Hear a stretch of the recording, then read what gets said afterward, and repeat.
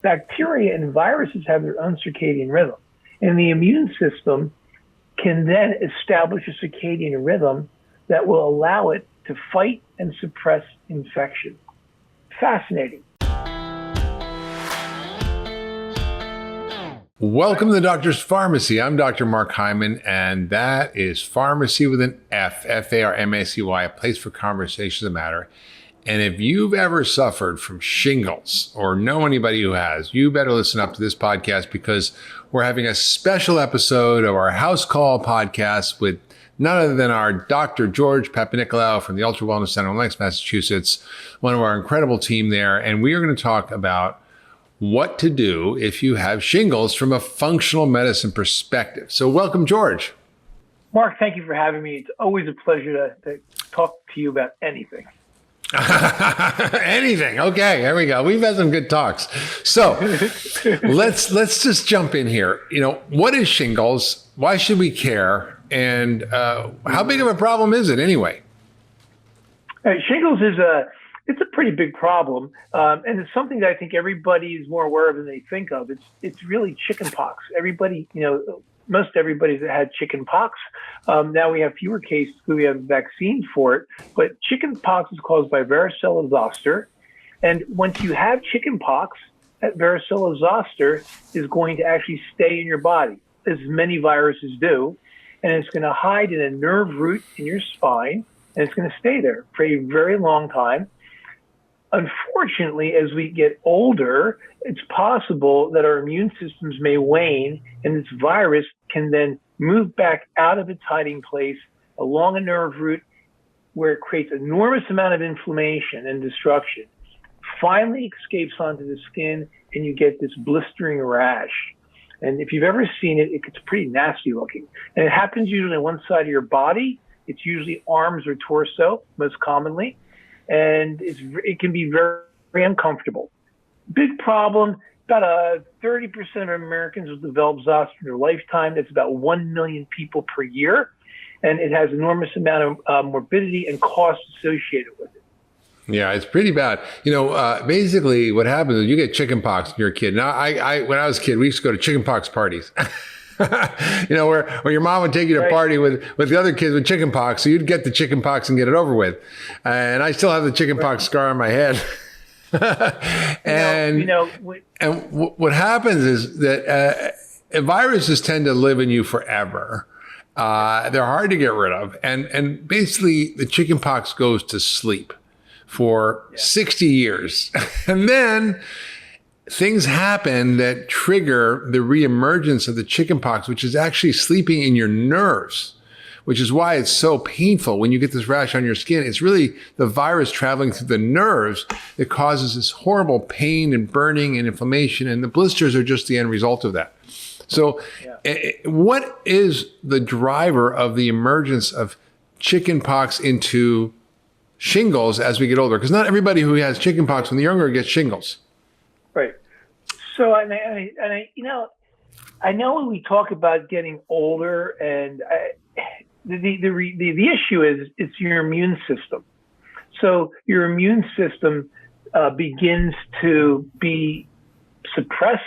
It doesn't work as well. As we know during this time of COVID, we've talked about the immune system a great deal. I think people are more understanding of epidemiology and immunology than any other time in the history of mankind. And I can't go to a party. I can't talk to I don't go to parties. There aren't any parties, but I can't talk to people without having a conversation. So it's really, we say as we age, there are things that happen that will cause our immune system to wane. But what does aging mean? We're getting older, but as we're getting older, I think what's happening is things that we've been doing for years begin to catch up. And I think I think a podcast of yours I listened to recently, you were actually answering questions on your one podcast. You brought up the concept of long latency deficiency disease. And I think over time, when we're not eating foods that have nutritious value, we're not eating foods that have those nutrients and minerals that support our immune systems, then our immune systems begin to suffer. And that happens as we age. but it's not an aging problem. It's a food problem. It's a stress problem. It's those things that we understand in functional medicine. I think you're talking about it so important. It's this whole idea of immunoaging, that our immune systems age, and we should talk about how to rejuvenate our immune systems, particularly now in the face of COVID. We'll get into it, but keep going about shingles.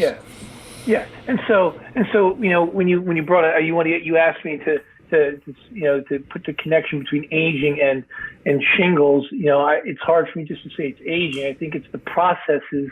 I think it's our lifestyle or nutrition that accumulates over years that results in disease, and particularly in the suppression of our immune system. What really drives conventional medicine to address shingles as aggressively, and I say aggressively because we have vaccines for it. So, millions and millions of dollars go into the research and development of vaccines because you think a disease is creating such a epidemiologic, social, and health problem that you need to stamp it out. And so then you have this mass immunity. Why? Well, because although it sounds like a simple problem that goes away as a skin rash in about 14 days, and it's mild for most people, it can have some severe adverse outcomes. It can actually travel to your eye. It can travel to your ear. You can actually get meningitis, encephalitis as a complication of shingles. Now, very rare, but it can happen. And the cost of treating shingles is enormous. So there's a lot of emphasis put on it in terms of a vaccine to prevent it. And that's how conventional medicine works. Prevent it with a vaccine, or treat the symptom once it happens, and or the disease once it happens. But focusing on what I just mentioned earlier and preventing through lifestyle, nutrition, and other factors that we can alter is what we need to be thinking about. Yeah, and I think we are suffering not just from shingles as we get older, but we're suffering from all of the age-related diseases. They're all related to the decline of our immune system. We call it immunosenescence. But we can be old at 35 too, right? Absolutely. If we're eating a crappy diet, I mean, biologically, I've seen people who were 20, but their biological age was 45. And I'm 61. My biological age is 39. So I think we have. I knew you were going to bring that up. I got some new tests. I got to see what they show. I got some immune. There's new tests for immune aging too, which has to do with DNA methylation. When I see it on paper, I'll believe it. So I'll send it to you.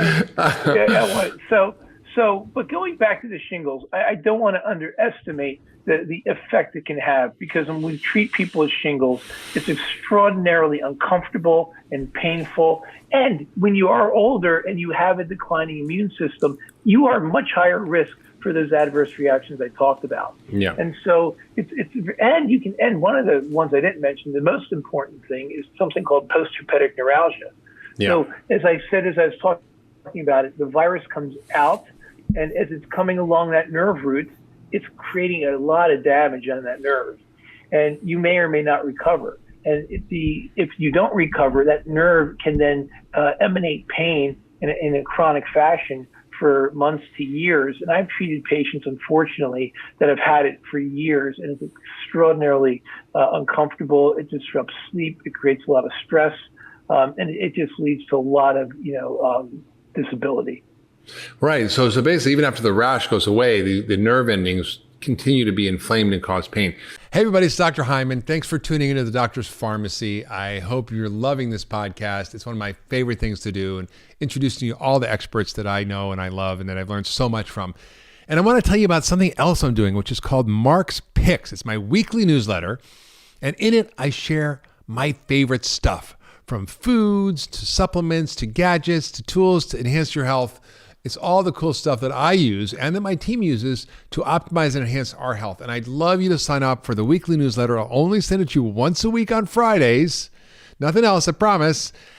And all you have to do is go to drhyman.com drhyman.com/picks to sign up. That's drhyman.com/picks, P-I-C-K-S, and sign up for the newsletter, and I'll share with you my favorite stuff that I use to enhance my health and get healthier and better and live younger, longer.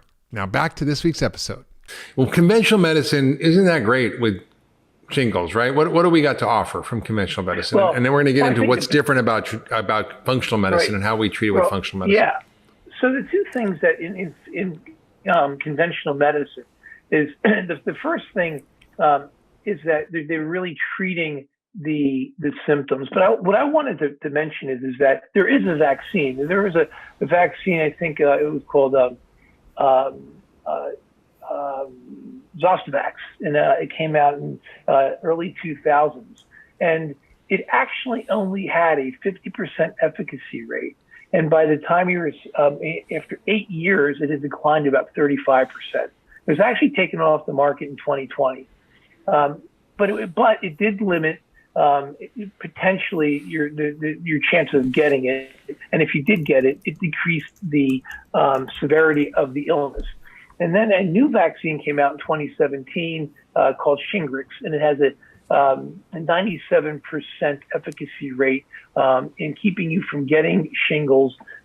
So it's a much, much better vaccine. The issue with the vaccines, and this particular vaccine, it does have some adverse reactions, and if you need to get that second shot. And the concern is that not enough people are going to get it, and that not enough people are going to get the second shot. So it's not a panacea to solve that problem.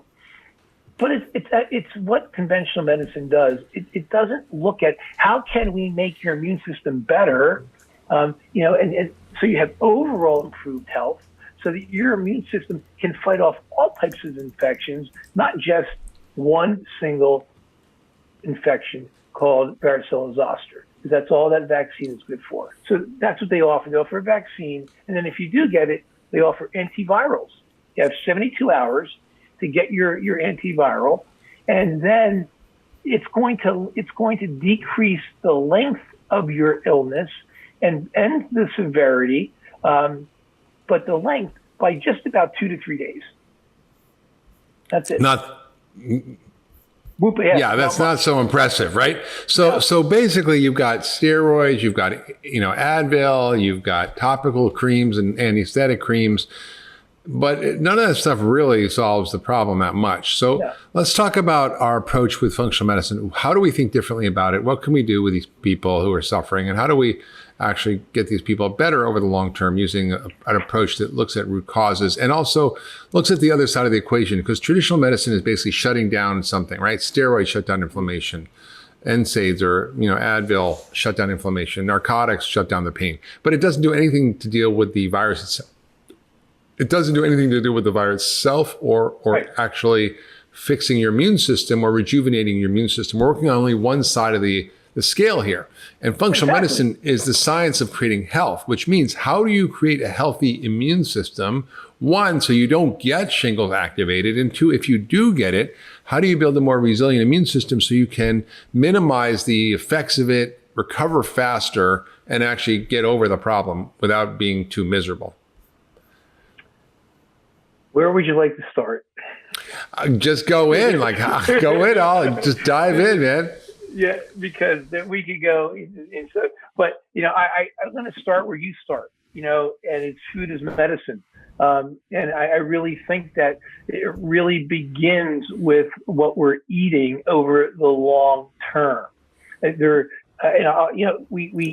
have our food system, and you've talked about this, you write about it. It's your baby. But I'm going to jump in on and say we have a food system that's supplying, food that is, calorie rich, nutrient poor, minerals are gone, and some of the really, and why do I bring that up? Because it's in those key nutrients and minerals that we get what we need to support a healthy immune system. We need zinc, we need vitamin A, we need vitamin C, we need vitamin D, we need selenium. And we're finding that a lot of our foods are just missing these. And a lot of those foods that we need to get aren't readily available in our supermarkets. And if they are, they are grown in such a way that they don't have the concentration of those minerals and nutrients that we need. So in functional medicine, we see, supporting your overall health starts by choosing really good, healthy foods from a wide range of vegetables and fruits and fish and healthy, grass-fed, grass-finished beef, and getting nuts and seeds and berries, because they're all going to carry the nutrients that we need to support the healthy immune system. So it starts with really, your nutrition. So really upgrading the quality of your food you're eating and using both anti-inflammatory foods, basically spices, herbs, all the colorful phytochemicals in food, ginger, and all these wonderful things that we can use to upgrade our immune system. And at the same time, getting rid of the foods that drive a disturbed immune system. For example, sugar and starch suppress your immune system. So if you're eating tons of processed food and sugar and starch, which is the bulk of our calories, about 60% of our calories, that's going to drive a suppressed immune system and make it more likely to get into trouble. And then you also mentioned the nutrients, which are critically important because, they're not just making expensive urine. These are regulating all the functions of your body, particularly your immune system. So you mentioned zinc, you mentioned vitamin A, you mentioned vitamin D. You mentioned vitamin C. These are really important. Even amino acids like lysine can be very helpful in regulating viral infections. So I think these are the things we use in functional medicine, and often we can get really tremendous benefit with people helping to reduce the course of the illness, to shorten it, and also to reduce any long-term side effects. So tell us about this 42-year-old patient you had with shingles who kept coming back and back. She was about hives, yeast problems, and was a vegetarian. So what was the story with her? And what did you do to fix her? And how did you identify the issues? Because typically in traditional medicine, we just use conventional tests. We don't really look under the hood. And someone said that, using traditional medicine is like trying to diagnose what's wrong with your car by listening to the noises it makes instead of looking under the hood. And functional medicine is really about looking under the hood. So how do we do that? Right. So this was a case of a woman, as you said. She was a 42-year-old female. So you're immediately starting to, as they're giving you their symptoms, you're starting to think about the systems that are involved. And so when I'm hearing that she's a vegetarian, I'm immediately starting to think about some of the possible deficiencies she may have. So I'm thinking about that. How that will impact her overall health. I'm thinking about how it will impact the health of her gut. So I'm starting to think about her gut. And what makes me think more about her gut is the hives and the yeast infections.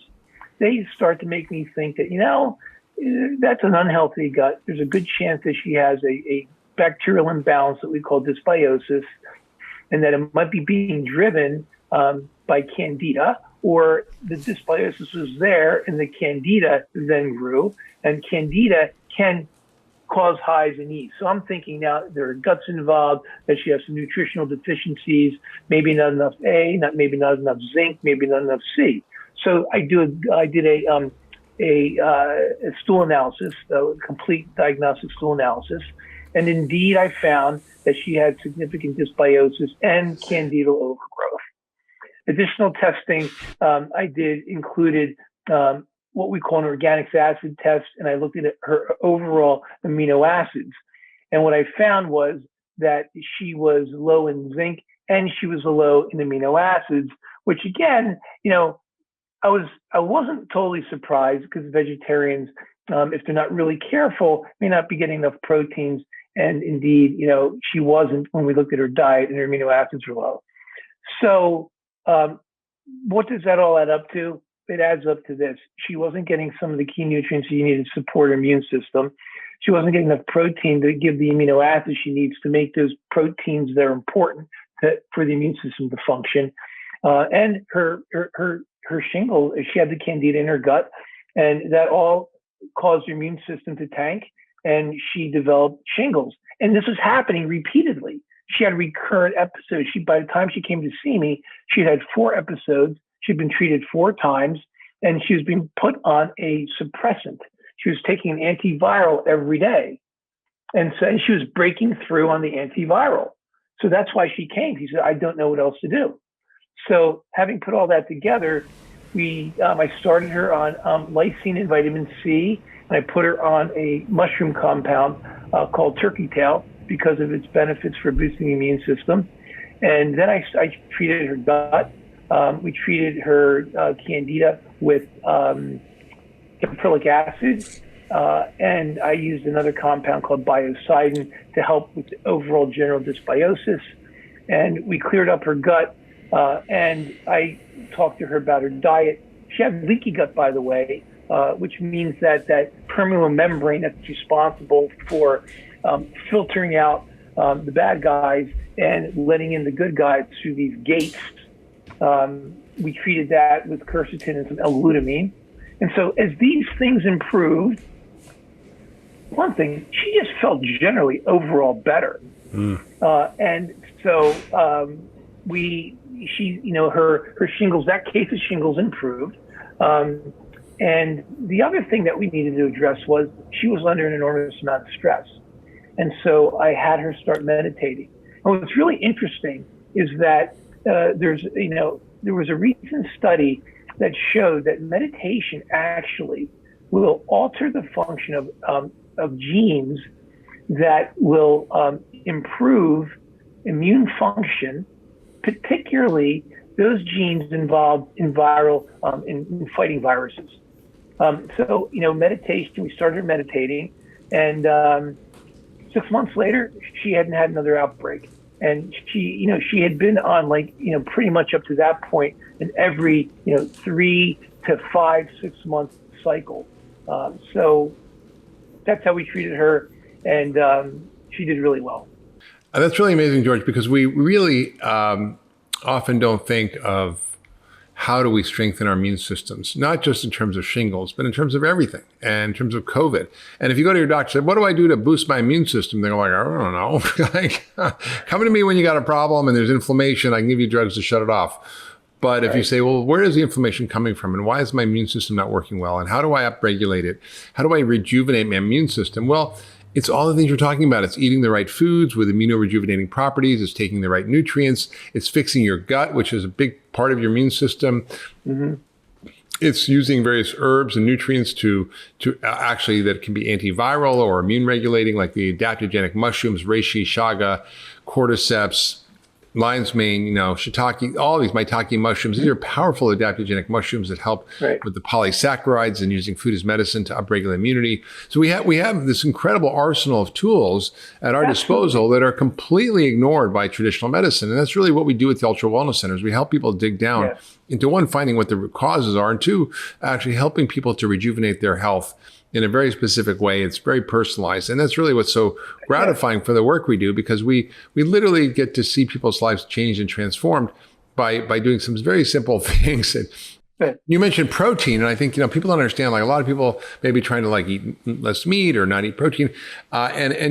If you want to be a vegetarian or vegan, it's okay, but you have to be on top of the protein. Oh, we don't need as much protein we can get. We can get it all from greens. It's just nonsense. Your immune system is driven by protein. You need protein to build the immunoglobulins, the antibodies. And so I've seen many patients, and we test them. We don't just guess, we test, right? And so we see at the UltraWellness Center really dramatically low levels of amino acids, protein insufficiencies. And it's not like they're having protein calorie malnutrition like in the third world or developing world. They're having dysregulated immunity and overall health. I mean, one woman, she's like, her hair was falling out. She was tired all the time. She had all these health issues, and she had zero meat. She just was a vegan who only ate sugar and vegetables. So, it wasn't really a healthy diet. Yeah. And so we need to do those things. So that's great. So what happened when you started to do these things with this patient? Yeah, she got better. I mean, her shingles went away, obviously. But what was most important was that her hives stopped. She didn't have another yeast infection. She was getting yeast infections monthly, and at the 6 month mark, vaginal yeast infections. Yes, vaginal yeast infections. And so once we cleared up her candida, that resolved. Her hives resolved. And at 6 months out, she was off of her viral suppressant medication, and she hadn't had an episode. And so, what was interesting? I want to mention this. I did get her to eat more protein, And it wasn't because I convinced the vegetarian to start eating meat. I just went over with her all the foods and made sure that she was really focusing on getting her tofu, her tempeh, her lentils, her chickpeas, her beans.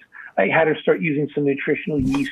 So I just reminded her, if you're going to be vegetarian, because she really wanted to be, these are the foods you need to eat. I reestablished her protein needs and had to really be careful about making sure. I think I calculated her out to needing about 50 grams, 48 to 50 grams. I said, you really need to get that every day. And so I helped her be a better vegetarian. And she was really grateful, and it really worked out well. What was really helpful to her too, and she told me this, was that she really, like, when I told her about the meditation piece, she was like, what's meditation going to do for my shingles?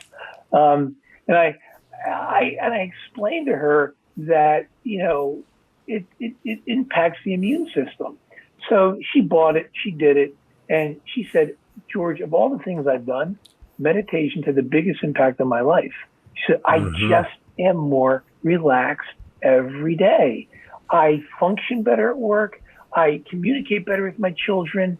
My sex life with my husband's actually better.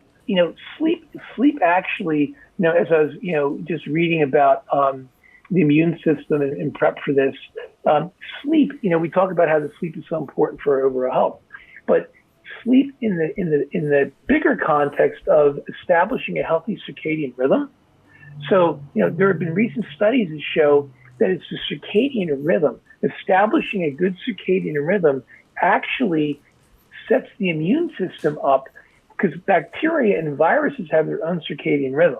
And the immune system can then establish a circadian rhythm that will allow it to fight and suppress infection. Fascinating. So working on making sure that we're getting our circadian rhythm in place. Sleep is a big part of that. And from the moment you wake up in the morning to the time you go back to bed, you're actually preparing yourself for sleep. And one of the best things you can do in the morning is wake up, open a window, open a door, go outside, get some fresh air, and look into the sky. Because that light hits your brain, there's a certain nucleus that sets your circadian rhythm for the day. And it's going to now start preparing for 12 to 14 hours later when you go to sleep, to have you completely ready to sleep in a comfortable and restorative way. That's great. So really, what you're saying, George, is that with functional medicine, whether it's shingles or any other viral issue or preventing infections, you had yeast infections, all those two things, that we have a lot we can offer from the perspective of functional medicine to, one, identify the imbalances that are driving immune dysregulation, immune aging, and immunosenescence, as well as identify very specific interventions from lifestyle, supplements, herbs, and other therapies that can actually help. And one of the things we didn't talk about, which is interesting, is ozone therapy, which we do at the UltraWellness Center, and has been studied, is published in the online National Library of Medicine database, looking at, for example, the use of ozone therapy with post-herpetic neuralgia, and found that it was more effective than any other treatment. It can also be used topically for shingles. So there's a lot of options that we use in traditional in functional medicine that are not typically available with functional medicine. Absolutely.